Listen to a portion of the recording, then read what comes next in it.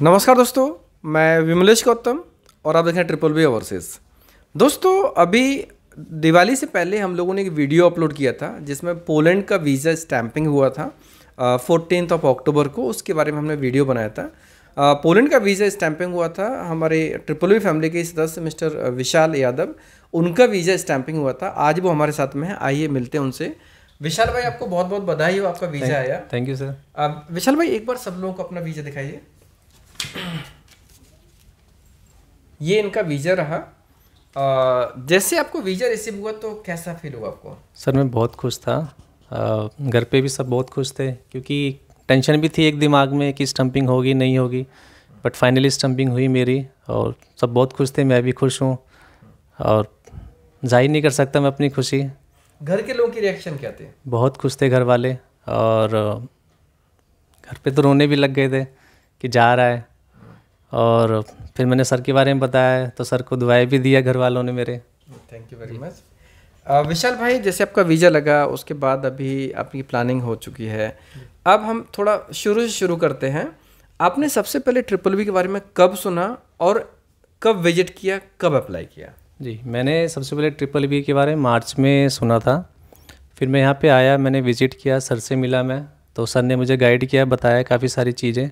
Starting में थोड़ी समझ नहीं आई बट सर ने थोड़ा और गाइड किया, समझाया। तो देन सबसे पहले मेरा अप्लाई किया था सिंगापुर के लिए आपने। सिंगापुर के लिए? जी, तो मार्च में अप्लाई किया था मेरा सिंगापुर के लिए, तो मार्च एंड में। जी, बट क्या हुआ वहाँ पे अप्रैल 1 में मेरा रिफ्यूज़ल आ गया। क्यों? क्योंकि मेरा बर्थ ऑफ प्लेस था यूपी का था। जी बट मैं दिल्ली का ही हूँ, एड्रेस भी मेरा यहीं का ही है, बट बर्थ ऑफ प्लेस की वजह से मेरा रिफ्यूज़ल आ गया। ओके। हाँ जी। रीज़न क्या था इसका? क्योंकि बर्थ ऑफ प्लेस मेरा यूपी का था ना, तो इस वजह से। दोस्तों, जैसा आपने वीडियो के माध्यम से देखा होगा कि हम लोग यूपी, बिहार और बंगाल के पासपोर्ट एक्सेप्ट नहीं करते हैं सिंगापुर के लिए। और इसमें से सबसे इम्पोर्टेंट चीज़ ये है कि केवल एड्रेस नहीं, अगर किसी का प्लेस ऑफ बर्थ भी ऐसा है जहाँ पे अगर उनका यूपी से कनेक्शन है या बिहार से कनेक्शन है या बंगाल से कनेक्शन है तो उनका भी वीज़ा नहीं लगता। जिसका एग्जाम्पल विशाल भाई खुद हैं। उनका वीज़ा पहले अप्लाई किया गया था सिंगापुर में, पीसीएम वर्क परमिट के लिए अप्लाई किया गया था, लेकिन वीज़ा जब रिफ्यूज हुआ था ना तो ये रीज़न पता चला था कि इनका place of birth Bihar UP से है, इसके लिए वीज़ा नहीं हुआ था। जी, तो उसके बाद फिर आपकी रिएक्शन क्या थी? मैं काफ़ी नर्वस हो गया था। तो फिर मेरी सर से बात हुई कि अब क्या होगा, कि अब तो होगा ही नहीं। तो सर ने फिर मुझे गाइड किया कि नहीं, पोलैंड ऑप्शन है हमारे पास एक और, वहाँ के लिए ट्राई करो। बट मुझे लगा नहीं कि होगा। तो सर से मेरी बात हुई, सर ने विज़िट करने के लिए बुलाया तो मैं आया, काफ़ी बातचीत हुई। फिर सर ने बोला कि पोलैंड के लिए अप्लाई करते हैं। तो देन आपने मेरा पोलैंड के लिए अप्लाई किया था सर। फिर जी। पोलैंड के लिए फाइल कब रखी थी? जून में रखी थी आपने। मई? हाँ सॉरी, मई में रखी। जून में मेरा वर्क परमिट आ गया था, 9 जून को। हाँ जी। आपका जैसे सबमिशन हुआ ना तो सबसे फास्ट प्रोसेस आपका ही रहा था। क्योंकि दोस्तों, जैसे अभी प्रोसेस के बारे में देखते हैं ना तो प्रोसेस में अभी आपने ऐसे लोगों के वीडियो भी देखे होंगे जिनका प्रोसेस 1 साल 4 महीने में भी कंप्लीट हुआ। आपने ऐसे प्रोसेस भी देखा हो जिसमें 6 मंथ के अंदर हो गया। ऐसा भी देखा हो, अभी आप सामने देख रहे हैं कि इनका टोटल प्रोसेस स्टैंपिंग के साथ में, जिसमें रिफ्यूजल भी था एक बीच में और प्रोसेस में थोड़ा एडिशनल स्टेप भी था कि हमने अपॉइंटमेंट भी चेंज किया था। फिर भी इनका अगर हम टाइम देखते ना तो मई, जून, जुलाई, अगस्त, सितंबर में इस 5 महीने कंप्लीट होने के बाद इनके हाथ में स्टैंपिंग था। तो इसका मतलब ये नहीं कि सभी प्रोसेस फास्ट हो जाती है। ये सब डिपेंड करता है case to case, company to company depend करती है। और जो हम अप्लाई करते हैं उसमें प्रोसेस किस रूप में हो रही है, एम्प्लॉयर की तरफ से कैसे, कैंडिडेट की तरफ से कैसे, हर चीज़ का असर पड़ता है। और अभी इस प्रोसेस में जैसे अभी इससे पहले जो भी बाधाएं आई थी, जैसे कोरोना का था, उसके बाद में रशिया यूक्रेन की लड़ाई थी, तो ये इन चीज़ों का असर अब काफ़ी हद तक कम हो गया है, ना के बराबर हो गया प्रोसेस के ऊपर। तो ये इसलिए इनका प्रोसेस काफ़ी फास्ट हुआ और हम कोशिश करते हैं कि प्रोसेस जितना फास्ट हो उतना अच्छा रहेगा। अच्छा, आप ये बताइए, जैसे आपको जून में वर्क परमिट मिला था, उसके बाद अपॉइंटमेंट कब लिया गया था? अपॉइंटमेंट सर मेरी 8 अगस्त को थी सबसे पहली। 9 अगस्त को। 9 अगस्त। बट मेरा पीसीजी क्लियर नहीं था, तो सर से मेरी बात हुई क्योंकि पीसीसी में टाइम भी लगता है, एकदम से ही नहीं हो पाता। तो सर ने बात हुई तो सर ने उसको फिर आगे पोस्टपोन करके डेट आगे बढ़ाई, 29 अगस्त को किया। जयपुर में मेरा वीएफएस में सबमिशन था। जी जब मेरा पीसीसी सब क्लियर हो गया तो सर ने जब अपॉइंटमेंट लिया उसके बाद मैं जयपुर गया, मैंने वहाँ पे सबमिशन किया। नेक्स्ट 16 दिन के अंदर मेरा पासपोर्ट आ गया था। 16 अगस्त को, 16 सितंबर को। बट वो देखने के बाद तो मैं हैरान हो गया था, क्योंकि वो रिफ्यूज़ हो गया था मेरा पासपोर्ट। तो मैं बता नहीं सकता था कि मैं कितना उदास था। घर पे भी सबने मुझे डांटा और गुस्सा भी किया पहले तो, क्योंकि 2 जगह से रिफ्यूज़, पहले सिंगापुर और फिर पोलैंड में, फिर फर्स्ट टाइम अटैम्प्ट में ही हो गया मेरा। तो फिर सर से मेरी बात हुई, सर ने समझाया कि नहीं, चांसेस है। मेरा 10 नंबर आया था रीज़न जी, उसमें जो रिफ्यूज़ल हुआ था first time 10 number point, 10 number, हाँ जी। उसके बाद फिर क्या हुआ? तो उसके बाद मेरी सर से बात हुई आपसे, तो सर ने मुझे समझाया कि अपील करते हैं, चांसेस हैं होने की, हो जाएगा। तो मैंने कहा ठीक है सर। तो सर ने डॉक्यूमेंट बताए, जो जो डॉक्यूमेंट मुझे बताए मैंने वो ओके करे सारे डॉक्यूमेंट पहले तो, और उसके हिसाब से सारे डॉक्यूमेंट लेके फिर सर ने मुझे एक डेट बताई कि आपको इस दिन जाना है वीएफएस में सबमिशन दोबारा री अपील के लिए।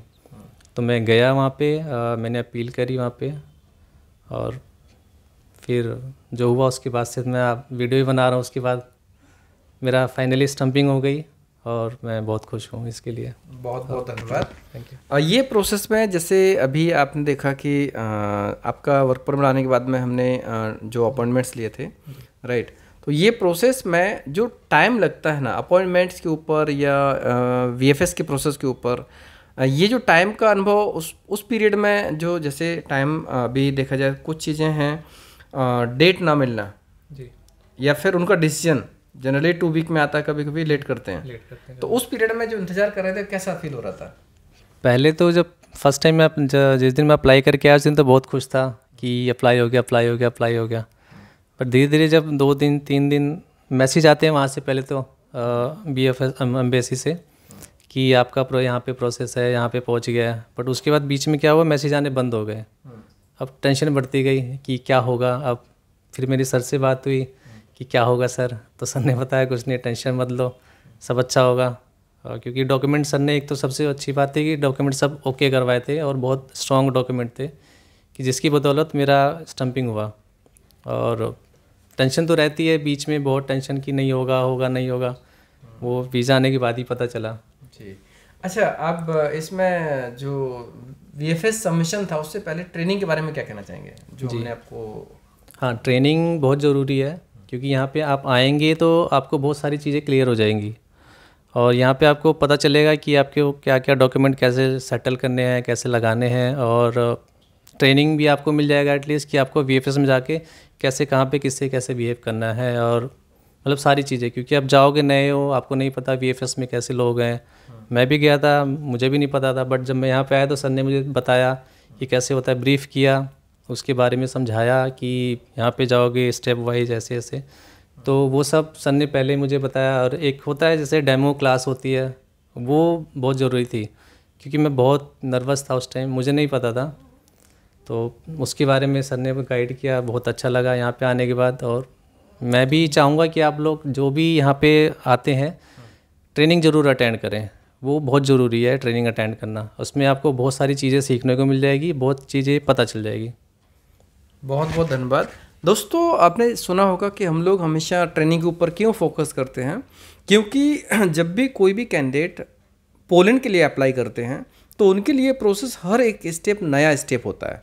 अब नए स्टेप में कुछ लोग परफेक्टली कर लेते हैं, कुछ लोग नहीं कर पाते हैं और कुछ लोग बिल्कुल नहीं कर पाते हैं। तो यहाँ पर क्या होता है कि जब उनको ट्रेनिंग दी जाती है तो उन्हें पहले से पता होता है कि अगले स्टेप पे क्या करना है, तो गलतियाँ होने से बच जाती हैं। इसलिए बहुत ज़रूरी होता है, जैसे अभी हम लोग जिन लोगों के वर्क पर बढ़ाते हैं सभी लोगों से यही निवेदन करते हैं कि वो लोग आए और एक बार इस चीज़ को प्रोसेस करें और एक्सपीरियंस करें, उसके बाद रिजल्ट देखेंगे तो बहुत अच्छा रहेगा। और ट्रेनिंग का रिजल्ट डेफिनेटली बहुत अच्छा होता है। उसका उदाहरण सामने है, विशाल भाई है। विशाल भाई, हमारा जो एग्रीमेंट होता है उसके बारे में क्या कहना चाहेंगे? हाँ, जो सबसे फर्स्ट जो मेरी विजिट हुई थी यहाँ पे, तो उसके बाद सर ने जैसे मुझे सब कुछ समझा दिया था, सब कुछ प्रोसेस के बारे में। बट उसके बाद एक लीगल अग्रीमेंट होता है, ये सबसे अच्छी चीज़ है, क्योंकि ट्रस्ट है कि यहीं से आपका बन जाता है।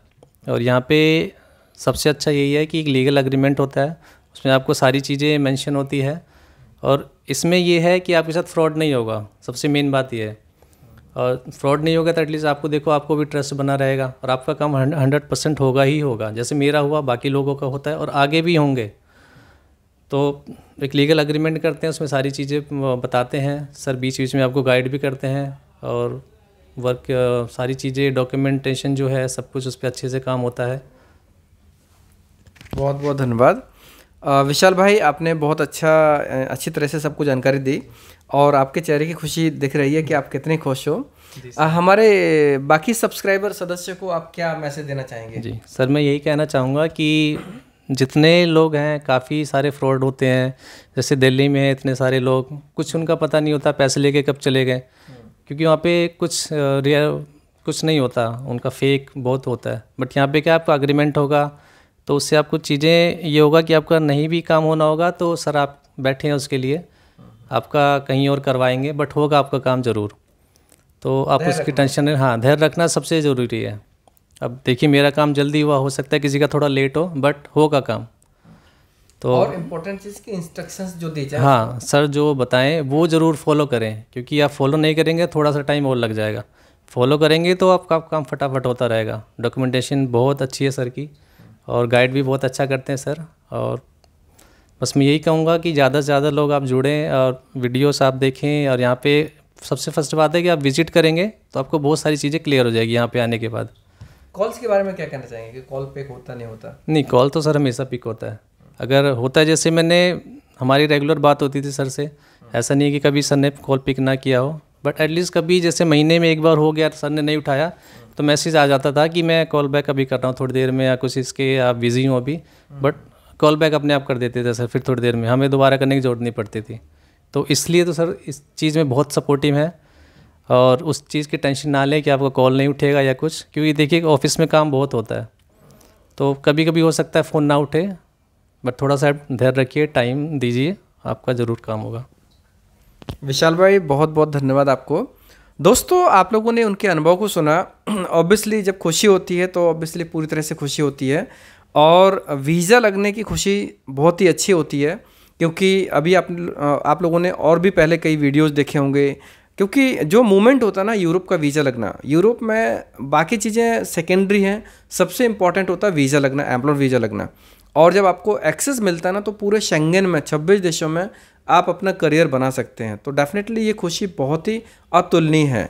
सो अभी आपने एक चीज़ देखी होगी कि प्रोसेस के बारे में, प्रोसेस जो होती है ना, प्रोसेस हमेशा एक कोऑपरेटिव वे में होती है, लेकिन जो भी इंस्ट्रक्शंस कैंडिडेट्स को दिए जाते हैं ना, उनसे बस यही होता है कि अगर वो उसको प्रॉपर फॉलो करेंगे तो प्रोसेस और स्मूथ बन जाती है और फास्ट होती है। और जो भी जैसे जिस प्रोसेस में इंटरव्यू होता है उसमें हम इंटरव्यू की तैयारी करवाते हैं, जिसमें डायरेक्टली काम होता है उसमें डॉक्यूमेंट्स के ऊपर काम करते हैं, वो सारी चीज़ें ही रिजल्ट आती हैं। और रिजल्ट आप देख रहे हैं, बैक टू बैक चीज़ें हो रही हैं। अभी आने वाले टाइम पर और भी स्टैंपिंग होंगे, उनका वीडियोज़ भी आप देखेंगे। दोस्तों, जो भी इन्फॉर्मेशन है आपको वीडियो पे मिलती है। जैसे अभी कॉल्स के ऊपर आपने सुना होगा, अभी या इससे पहले भी, कॉल हमेशा पिक होता है, लेकिन कॉल करने का एक प्रोसेस रहता है। जैसे अगर इंक्वायरीज वाली कॉल है, इंक्वायरी वाली कॉल को ऑफिस टाइम में कॉल करेंगे। और अगर कोई ऑलरेडी प्रोसेस है तो शायद हम लोग, अगर नाइट में काम पड़ता तो हम नाइट में भी कॉल करते हैं, मॉर्निंग काम पड़ता तो मॉर्निंग में भी कॉल करते हैं। मीन्स जो टाइम रहता है, टाइम का कोई इशू नहीं होता, मैन होता है काम होना चाहिए। जब उनका इंपॉर्टेंट टाइम होता है तो कॉल हमारी तरफ से सामने से आता है। जैसे कभी नाइट में हमने कुछ लोगों को सुना होगा, 4 बजे भी फ़ोन किया गया हमारे ऑफिस से, क्योंकि उनको ट्रेनिंग देनी थी, उनका 6 बजे इंटरव्यू था। तो ये एक इंपॉर्टेंट चीज़ है कि अगर आप कॉल करते हैं तो टाइमिंग के हिसाब से कॉल करेंगे और वीडियो पूरा देखने के बाद कॉल करेंगे।